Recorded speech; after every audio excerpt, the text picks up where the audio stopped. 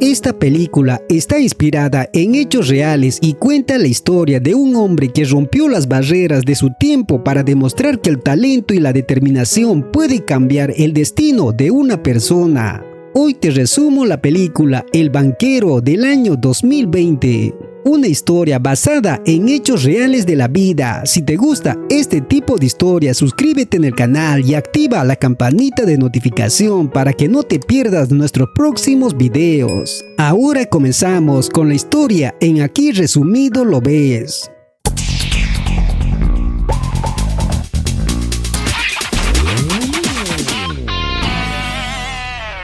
En el año 1939, en Willis, Texas, Bernard Garrett es un joven que se gana unas monedas lustrando zapatos. Siempre que tiene oportunidad, escucha con atención a lo que comentan los empresarios sobre inversión y propiedades para aprender de ellos. Una tarde, al subirse a la ventana de un banco del pueblo para observar a los inversionistas en una reunión, un chofer lo descubre y le advierte que no debe entrometerse en los asuntos de los bancos. Cuando vuelve a casa, Britton, el padre de Bernard, le dice que debe ser prudente porque eso podría meterlos en problema. También le explica que aunque su hijo es brillante con los números, ese talento quizás no lo lleve muy lejos porque alguien de color no puede ganar dinero como hacen los blancos. Pero Bernard no comparte esa idea con su padre. Pasa un tiempo y en el año 1954 Bernard se muda a Los Ángeles, California junto a su esposa Eunice y su pequeño hijo.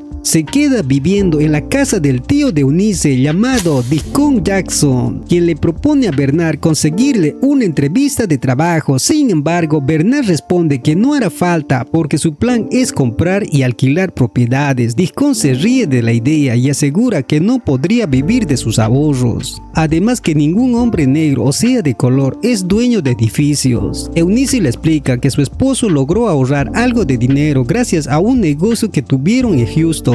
Pero al ver que no convencen a Deacon, Bernard decide retirarse de la habitación con sus hijos. Deacon entonces le reprocha a Eunice que no debería esperar que Bernard logre algo donde según él nunca podría comprar. Pero ella responde con firmeza y le dice que confía en su esposo. Esa misma noche, antes de dormir, Bernard observa el pequeño cobertizo donde está viviendo y promete a Eunice que pronto lo sacará de ese lugar. A la mañana siguiente comienza a visitar distintas propiedades en venta. Algunos tienen precio demasiado alto y otros los dueños ni siquiera negocian por él por el color de piel que tiene. Así que pasan varios días hasta que queda fascinado con un edificio cuya propiedad es un hombre llamado Patrice Barker. Cuando descubre que el precio es más alto de lo que pensaba ofrecer, Eunice tiene una idea, tal vez podría encontrar a alguien que invirtiera con ellos. Van entonces al club donde ella solía trabajar y le presenta a Joe Morris, el dueño del lugar. Joe, con su actitud coqueta y bromista, termina incomodando tanto a Bernard que se marcha sin cerrar ningún tipo de trato. Eunice se molesta con su esposo y le recuerda que Joe tiene contactos muy importantes en la ciudad, incluso con el alcalde. También le dice que si realmente quiere ese edificio tendrá que convencer a Barker de bajar el precio. Al día siguiente, Bernard se reúne con Barker y le ofrece $30,000 por la propiedad. El dueño se niega porque el precio fijado es $40,000. Bernard insiste y le propone que si la vende ahora, antes de junio, le entregará los $10,000 restantes. Pero Barker tampoco acepta, argumentando que eso sería prácticamente un préstamo. Bernard se siente decepcionado y le explica que su intención es mejorar los alquileres para familias de color. Antes de marcharse, Bernard ve un calendario con el jefe de Mixed Bank. El señor Reed le regaló a Barker y eso le da una idea. Esa misma tarde va al banco a pedir una cita con Reed. La secretaria le dice que no se encuentra allí, aunque Bernard puede verlo claramente sentado en su oficina. En ese momento entiende que simplemente no quieren atenderlo por su color de piel, así que decide esperar afuera hasta que Reed salga del banco. Cuando finalmente lo ve, se acerca y le explica que busca un préstamo para un negocio que también podría beneficiar a sus amigos. El señor Barker, esa noche en el cobertizo, Bernard le cuenta a Eunice que Reed rechazó su petición. Justo en ese momento le avisan que tiene una llamada. Es Barker quien le dice que supo que utilizó su nombre para intentar convencer a Reed, algo que según él no es propio de un empresario. Sin embargo, le confiesa que a pesar de todo decidió ayudarlo. Ruth será quien le otorgue el préstamo y él servirá como fiador porque la historia de Bernard lo inspiró. Después de todo, las reglas muchas veces están hechas para perjudicar a las personas como él. Días más tarde, Eunice y Bernard celebran en el club de Joe. Allí Joe pide hablar con Bernard a solas. Primero le pregunta si realmente confía en Barker, y cuando Bernard responde que sí, Joe le cuenta que había pasado toda su vida sin confiar en nadie.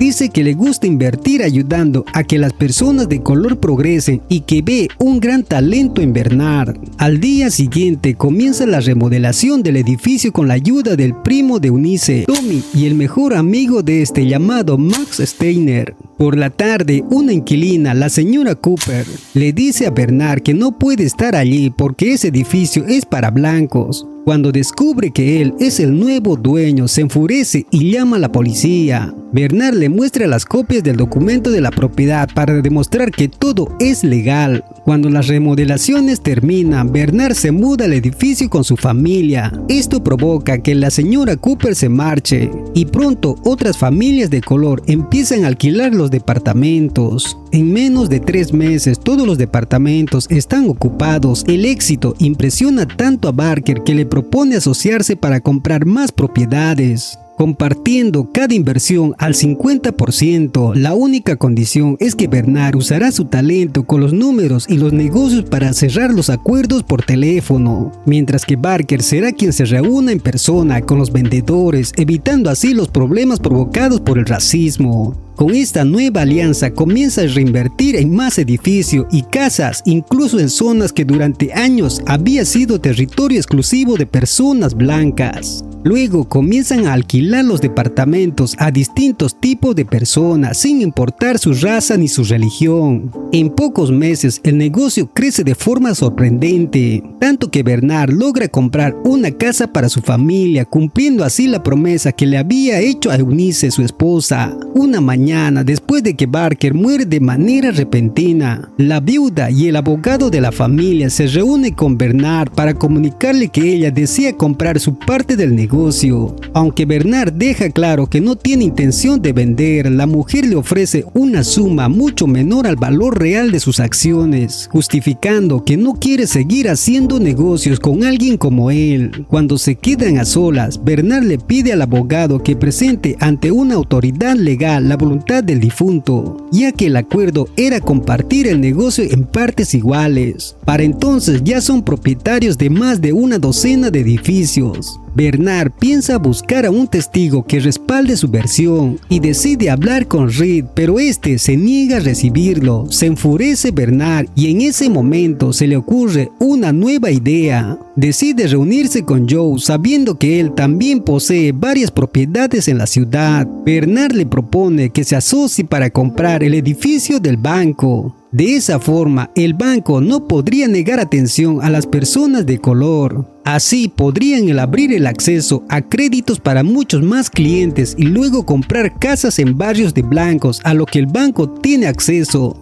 A Joe la idea le parece divertida, precisamente por lo arriesgado, pero también le advierte que será muy difícil cerrar este tipo de trato, porque nadie vendería ese edificio a 2 hombres negros. Por eso concluye que necesitan encontrar a un hombre blanco que sea la cara visible del negocio. Además, contarán con la ayuda de un banquero de San Francisco, amigo de Joe, llamado Donald Silverton. Después de eso, se reúne con Max y le propone algo inesperado: enseñarle todo lo que debe decir y hacer para concretar el negocio, y él a cambio le pagará un buen salario. Esa noche Max está sentado en una cafetería pensando si aceptar o no, y es allí cuando se encuentra con una antigua compañera de la preparatoria llamada Susie. Ella se sorprende al escuchar que Max tiene una oferta para trabajar como inversionista.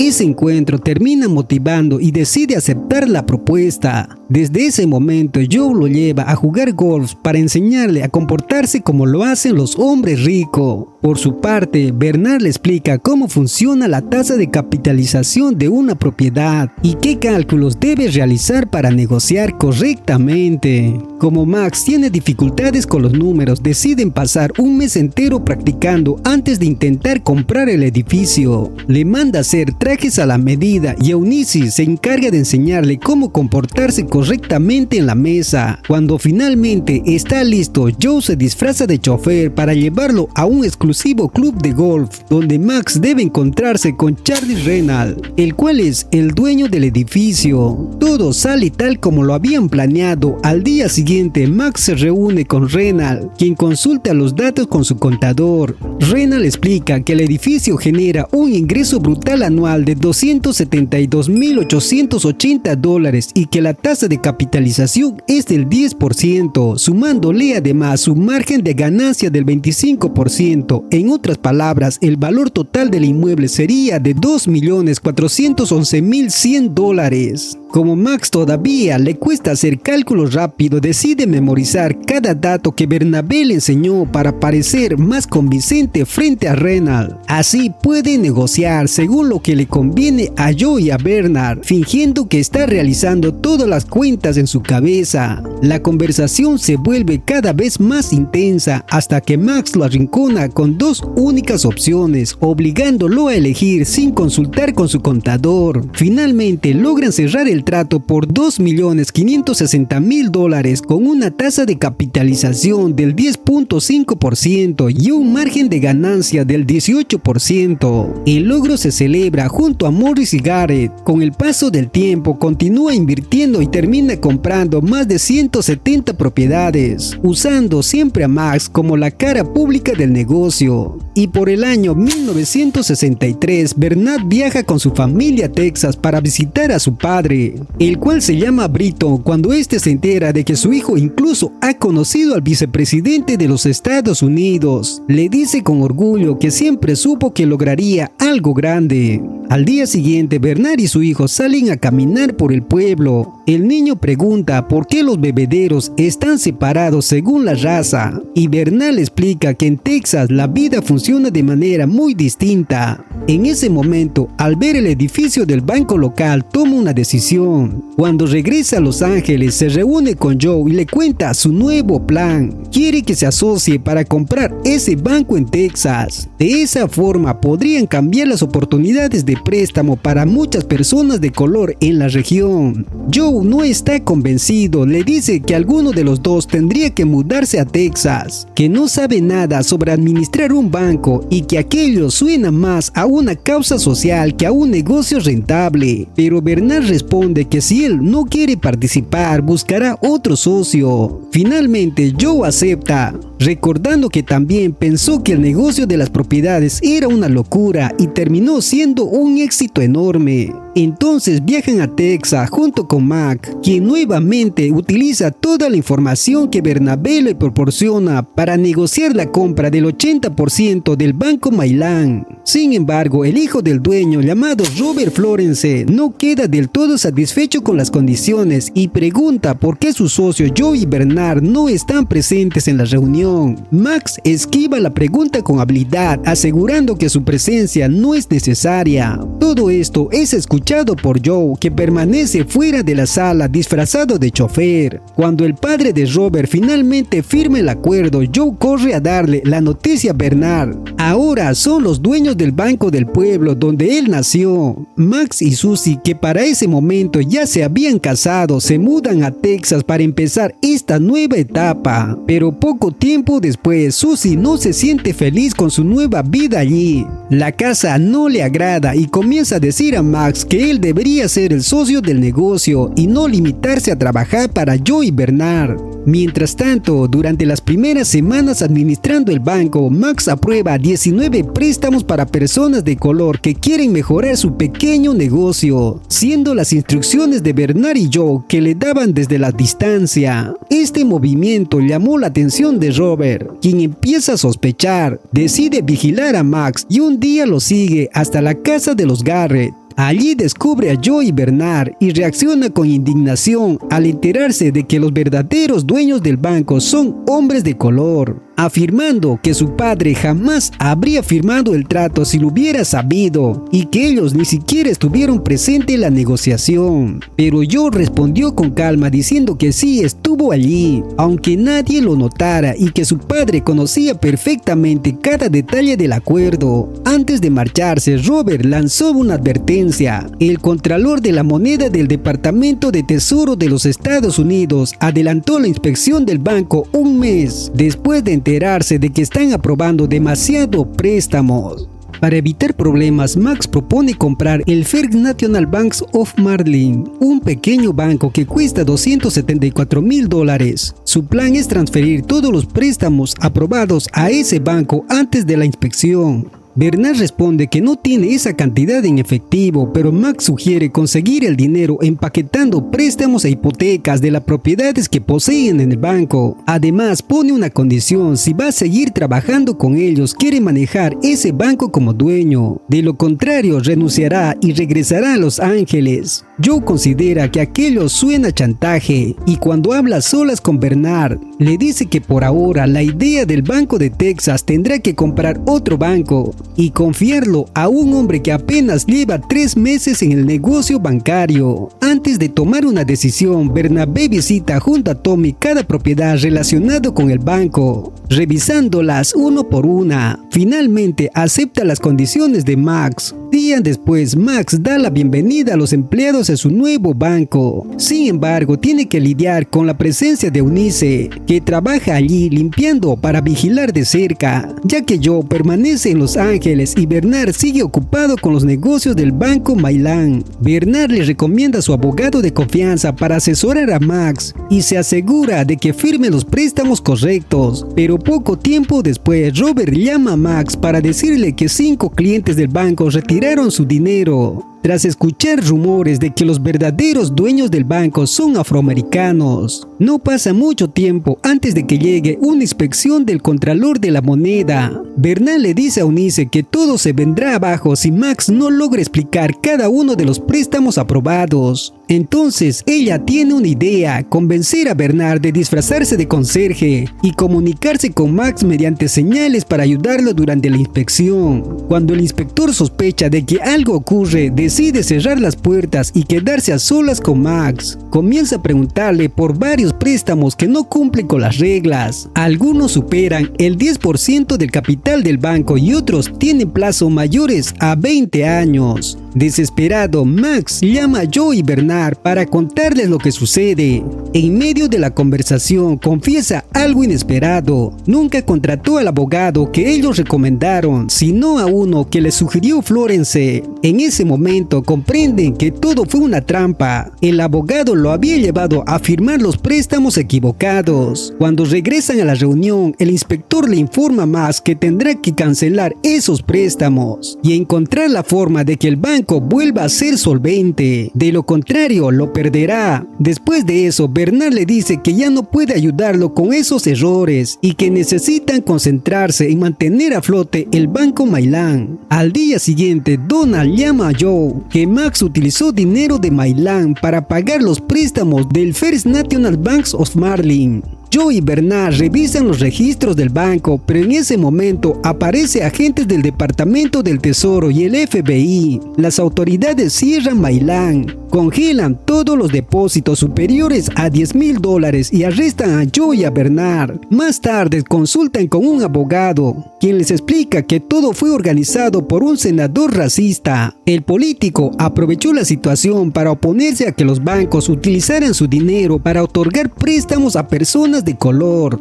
Mientras tanto, Max es interrogado por el senador. Este le dice que si declara en la audiencia que Joe y Bernard lo obligaron a actuar de esa manera, ellos irán a prisión, pero si se niega a hacerlo, será él quien termine en la cárcel. Esa noche, Max no puede dormir pensando en lo que debe hacer. Finalmente toma una decisión y realiza una llamada. En el día de la audiencia, Max declara que siempre obedeció las órdenes de Bernard y Joe. incluso cuando transfirió dinero de un banco a otro para cubrir los préstamos. Con esas palabras ocultas el error que él mismo había cometido. Día después llega el turno de Bernard de declarar. Él decide hablar con total franqueza. Afirma que aquello no es solo un caso de fraude bancario, sino el resultado de que al gobierno no le agrada de que dos hombres de color se hicieran ricos administrando un banco en Texas. El senador lo interrumpe y le advierte que tenga cuidado con estas palabras que está diciendo, pero Bernard saca el uniforme de conserje que había usado antes y afirma que el sistema intenta mantener a su gente fuera del llamado sueño americano. Poco tiempo después, Bernard y Joe son condenados a prisión y el gobierno les confisca toda su fortuna. Tiempo más tarde, cuando Joe ya ha recuperado su libertad, Eunice y él le esperan frente a la prisión para recibir a Bernard cuando salga. Allí, él le dice a su esposa que se irá a vivir a una casa que aún conserva en las Bahamas. También le cuenta que la noche anterior a la audiencia, Max lo llamó para decirle que lo amenazaban con una condena de 50 años si no declaraba contra ellos. Por eso decidió hacerles un último favor, ayudarlos a comprar esa casa antes de que lo perdieran todo. 3 años después de aquel juicio, las propiedades de Bernard y Joe que habían adquirido sirvieron de inspiración para una reforma en la ley de viviendas, una ley que estableció que nadie debería ser rechazado al comprar una propiedad solo por el color de su piel, dando así un paso importante hacia el fin de la exclusión racial. La historia demuestra que las barreras pueden retrasar el éxito, pero nunca detener a quien está decidido a cambiar su destino. Si te gustó la historia de hoy, cuéntanos en los comentarios qué película te gustaría que resumamos la próxima vez. Gracias por acompañarnos hasta el final y por ser parte de esta comunidad. Te mando un fuerte saludo y esperemos que tengas un excelente día. Nos vemos hasta el próximo video en Aquí Resumido Lo Ves.